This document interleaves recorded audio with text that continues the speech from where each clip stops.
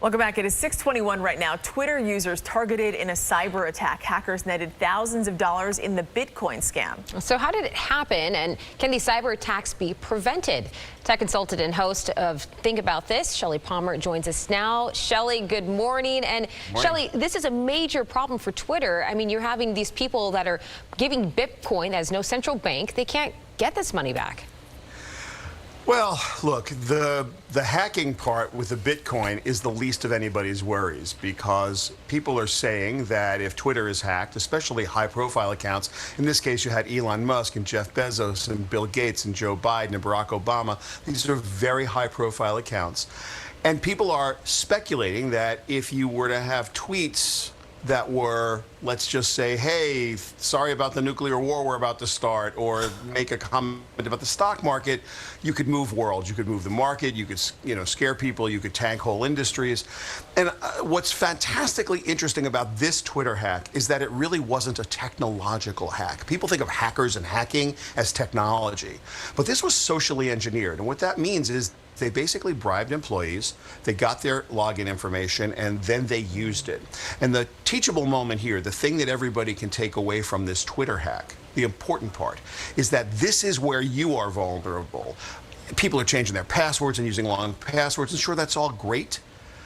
But if you take that password, you put it on a Post-it note, and you stuff that on the monitor, and someone walks by and copies it down, it's done. If you don't lock your screen when you walk away from it, people can just get into your computer. Or worse, if you have a disgruntled employee and your systems aren't set up so that when that employee leaves, all the passwords are changed so that that employee doesn't have access, just like in the movies, someone looks them up on LinkedIn, says, oh, this person left, offers them a bribe, or if they find out if they're happy or sad that you fired them or whatever happened.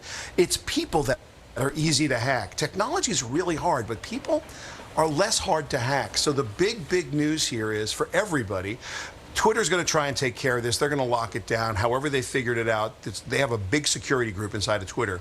Do you have that in your business? Because if you don't, you should. Your vulnerability is almost non-existent from a tech perspective. Yeah. But from a people perspective, security is a big problem. So that's what this is about, and that's what people should take away from it. Shelly, we're talking about some really high-profile names here, people with millions upon millions of followers. What was so interesting about this is that these were people who had strong passwords, two-factor authentication, and these hackers were still able to bypass those login processes to get into the system. So no, and that's exactly right. What can we do? The reason they were able to do that is it had nothing to do with the technology. Right. People who had the passwords. So how do we protect ourselves? So yeah, the best way to do it is to have good passwords, and when someone leaves the company, change everybody's password for sure. Yeah. Shelly, though, if you're saying basically that people can be bought at any time, then you're saying that this is inevitable as we move forward. Something like this could happen again.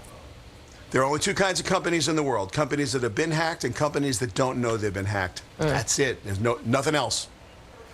Where do we go from here? I mean, how does Twitter make people believe that this is not going to happen again?